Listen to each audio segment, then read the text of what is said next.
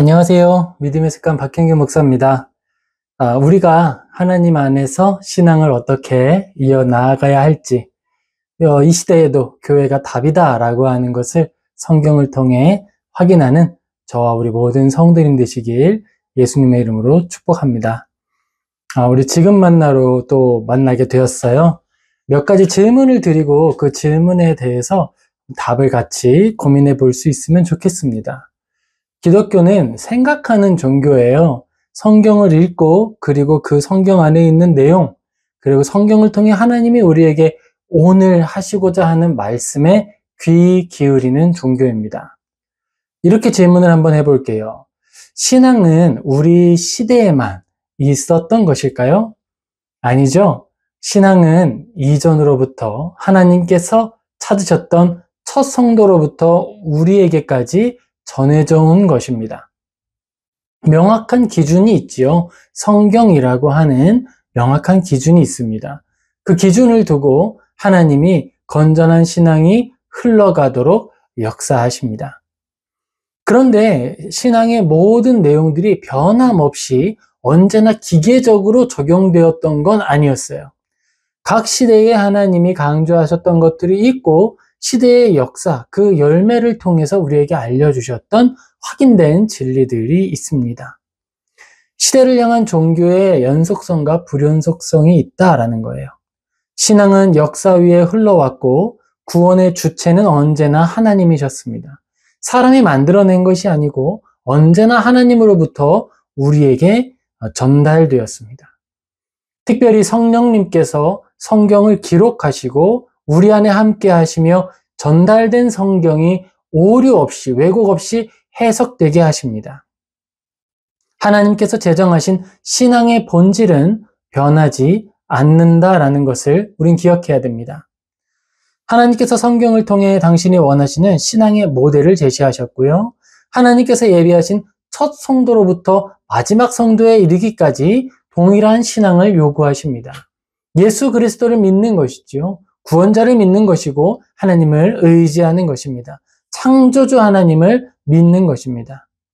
우리는 성경과 역사를 통해 신앙이 어떤 형태를 갖추고 있는지 살펴보아야 합니다. 잘 살펴보고 고민하고 성경이 과연 그러한가 하여서 늘 돌아보아야 하는 거예요.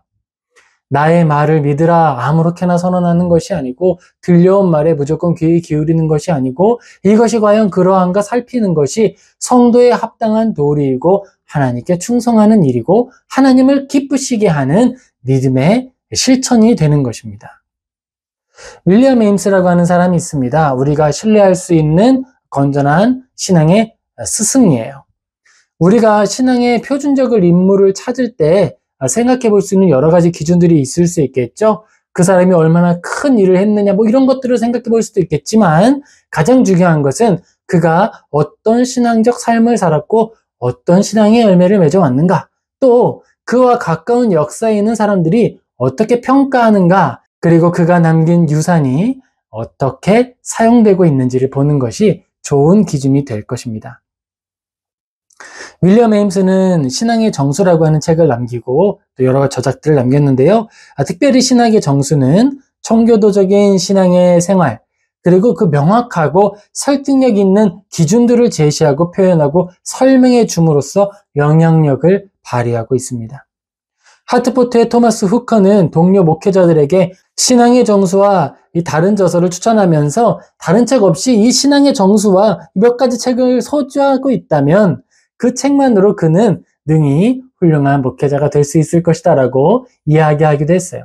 그만큼 신앙의 척추, 그 중심을 잡아주는 아주 중요한 책이고 또 믿음의 유산이다 라고 하는 걸 설명했던 것이죠. 18세기 미국의 목회자이자 신학자인 조나단 에드워즈라는 사람이 있어요.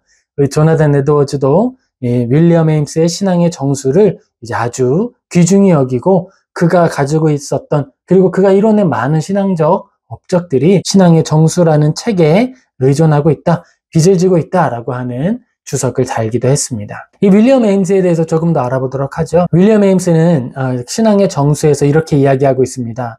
하나님을 아는 이 지식, 이것은 사람이 자신의 삶을 통해 하나님께 응답해야 한다라고 이야기하고 있어요.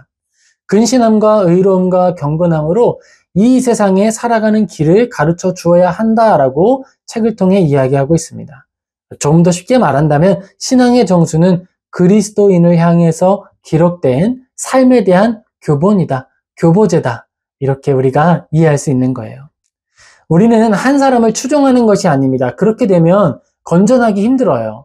한 사람에게 의존하는 신앙의 형태가 아니라 여러 시대와 여러 사람들을 통해서 검증하고 돌아보는 것입니다. 사람마다 균형이 좀 안 맞을 수 있어요. 장점이 있고 단점이 있습니다. 그가 가지고 있었던 여러 가지 신앙의 열매들 중에 어떤 것들은 그 시대에만 특별히 유효했고 오늘 우리에게까지는 적용되지 않을 수도 있는 거예요. 그러나 여러 시대의 사람들을 살펴보고 그들의 유사성을 살펴보다 보면 어떤 신앙의 표준과 그들이 가지고 있었던 특징들을 발견할 수 있습니다. 우리는 그것들을 찾기를 원하는 거예요. 그리고 그러한 특징들이 나에게는 얼마나 묻어나 있는지, 내가 하나님의 뜻을 살피고 하나님의 말씀에 귀 기울이는 모습이 그들과 얼마나 닮아 있는지를 확인해 볼 수 있는 것입니다. 한 사람을 추종하는 것이 아니다라고 하는 것 다시 한번 강조합니다. 우리는 이 책을 통해서 성경을 어떻게 읽어야 할지 고민했던 건전한 스승의 모습을 발견하게 되는 거예요. 그리고 그가 성경을 읽어낸 결과물을 보면서 오늘날 우리에게도 그대로 적용될 것은 무엇이고 다듬어야 할 것은 무엇인지 생각해 볼 수 있는 거예요. 취할 것과 버릴 것을 성경을 기준으로 살펴보는 것입니다. 윌리엄 에임스는 신앙의 정서를 기록하면서 성경의 수많은 이야기들을 그 말마다, 말의 끝마다 확증하듯이 담아주었어요. 그게 아주 큰 유산입니다. 어떻게 성경을 해석하는가에 대한 기준이 되기 때문이에요. 옛 선조들이 성경의 문맥을 파악하고 이해할 때 어떻게 이해했는가 확인할 수 있는 하나의 기준이 됩니다. 우리가 윌리엄 에임스의 신앙의 정수를 그대로 이 시대에 받아들이고 그대로 따라가자, 이게 아니에요.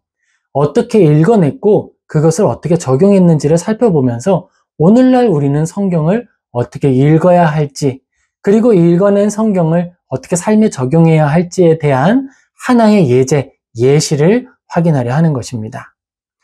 이전에 경건한 사람들이 읽어왔던 성경, 그리고 적용하고 살아냈던 성경의 이야기를, 그 길을, 옛 길을 함께 걷는 우리 모두가 되기를 예수님의 이름으로 축복합니다. 네, 우리 오늘 베드로후서 1장 5절에서 8절 순종의 덕목인데요. 같이 보겠습니다. 그러므로 너희가 더욱 힘써 너희 믿음의 덕의 지식을, 지식의 절제를, 절제의 인내를, 인내의 경건을, 경건의 형제 우애를, 형제 우애의 사랑을 더하라. 이런 것이 너희에게 있어 흡족한즉 너희로 우리 주 예수 그리스도를 알기에 게으르지 않고 열매 없는 자가 되지 않게 하려니와. 아멘. 윌리엄 에임스는 순종을 이야기하면서 순종을 구성하는 두 가지의 부분이 있다라고 설명을 합니다. 먼저 하나는요, 하나님께 감화되는 것입니다. 그리고 두 번째는 선행이에요. 그것은 감화된 지성과 의지가 순종하여 얻게 되는 삶의 결과를 말하는 것이죠. 순종은 구원의 조건이 아닙니다. 구원은 어디로부터 오죠? 믿음으로부터 옵니다. 순종은 아니에요. 순종은 믿음을 가지고 있는 자가 성령님과 동행하며 말씀과 사랑에 감화되어서 그의 의지에 나타나는, 신앙 이후에 나타나는 열매에 해당하는 것입니다. 하나님께 택함받은 하나님의 자녀, 성령님께 사랑받는 사람, 그 영혼에 성령님과 동행하는 사람들은 교훈을 얻게 되고 삶에서 하나님이 기뻐하시는 일과 뜻을 분별할 수 있게 되는 거예요. 하나님이 하라 하신 일을 하기를 기뻐하고 하지 말라 하신 일들을 꺼리게 되는 마음이 생기게 됩니다. 이들은 하나님의 말씀과 은혜를 따라 이끌림을 받고 그 이끌림을 따라 기쁘게 순종하는 거예요. 그리고 그 결과로 선행을 열매 맺습니다. 성령님께 감화되어 이끌림을 받는 것과 이끌림 받은 영혼이 자신의 자발적인 의지를 사용하여 선한 계획을 세우고 실행하는 것이 순종의 삶을 이룬다라는 거예요. 하나님께 감화되지 않은 영혼은 하나님이 기뻐하시는 삶을 원하지 않습니다. 원할 수 없습니다. 하나님께 감화된 영혼은 고난과 슬픔이 찾아오더라도 하나님을 기쁘시게 하는 삶을 간절히 원하게 되고 갈망하게 되고 마음과 뜻과 힘을 다하여서 그 삶을 살아내게 됩니다. 성령님의 능력을 힘입어 하나님의 말씀에 감화된 사람들은 올바르게 행동하는 상태 혹은 마음의 기질, 거룩한 습관에 해당하는 행동의 항상성을 가지게 됩니다. 항상 그 결을 가지게 된다는 거예요. 추구하게 된다는 거예요. 선한 것을 즐거워하는 미각이 살아나게 된다. 그 안에 나타난다라는 것입니다.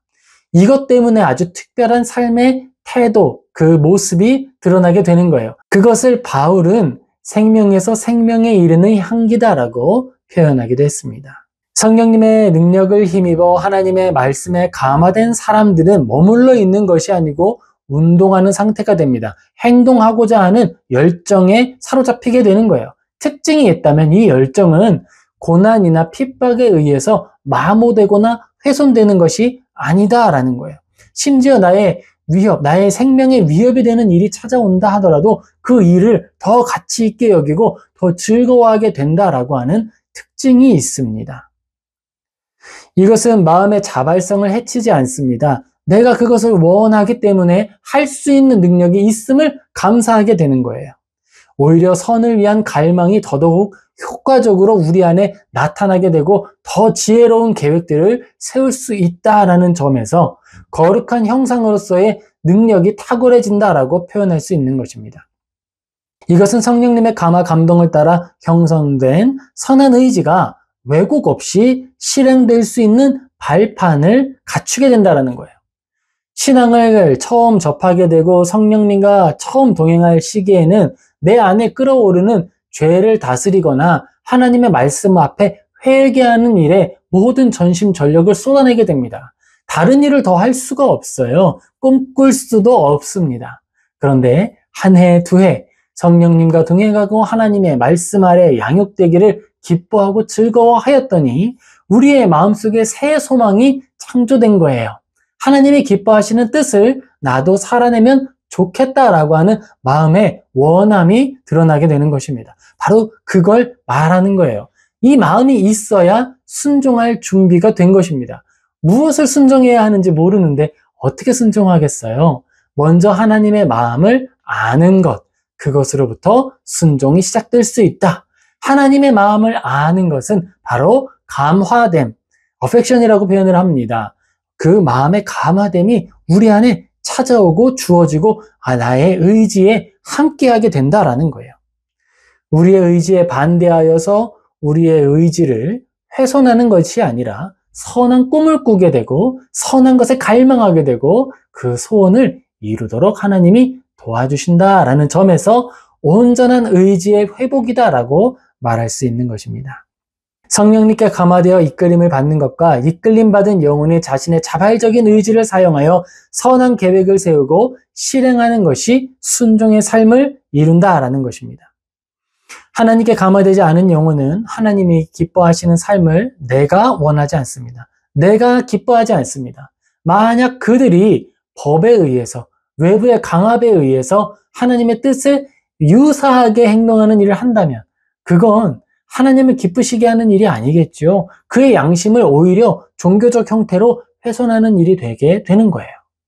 기독교는 그런 방식으로 바뀌지 않습니다. 금주령이 내려진다고 해서 사람들의 마음속에 금주령을 기뻐하거나 하나님의 말씀을 즐거워하는 일이 나타나지 않는 거예요. 자발성입니다. 자발성.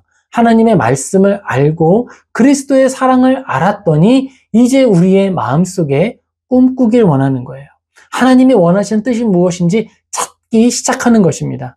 그리고 그때 성령님이 효과적으로 우리 안에 지혜 주시고 능력 주시고 성경을 해석해 주시어서 시대의 건전한 사람으로 살아갈 수 있도록 이 시대의 빛과 소금의 역할을 감당하도록 할 말과 할 것을 알려주신다라는 것입니다.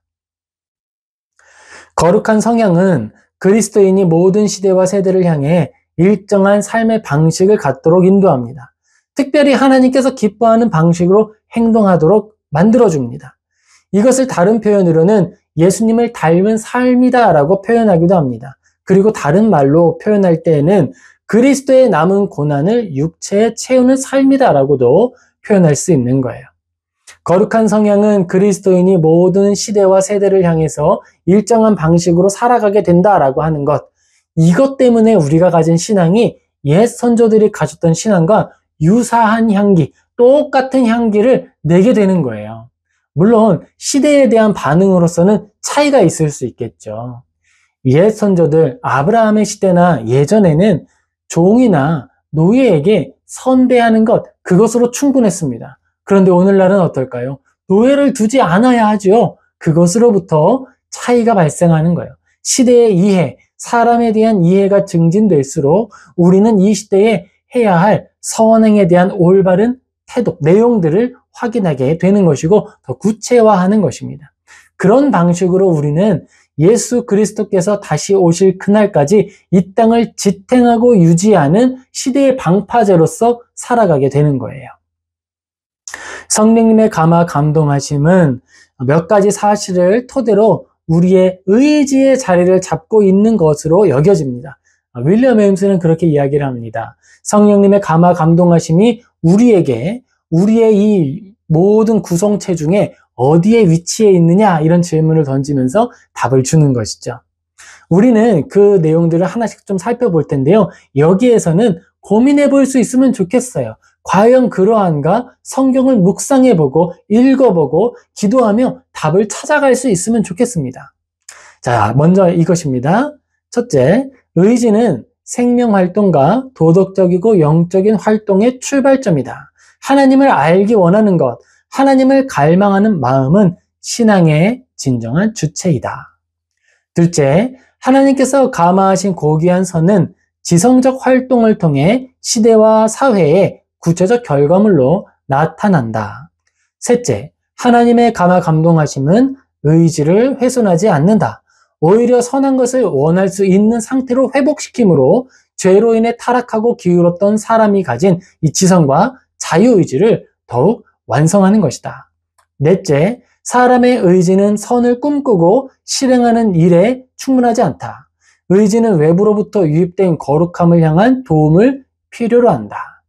실제로 책을 찾아서 읽어보시고 문단은 수정을 했어요. 그리고 지금 이 네 번째 같은 경우에는 네 번째와 다섯째를 합쳐서 윤문한 것입니다. 문장의 표현은 얼마든지 달라질 수 있어요. 꼭 책을 보셔서 확인해 볼 수 있으면 좋겠습니다. 다섯째, 사람이 가진 지성적 활동은 시대와 환경에 크게 영향을 받는다. 연약한 양심은 죄로 기울어진 시대에 위축되거나 왜곡된 형태로 기능할 수밖에 없다.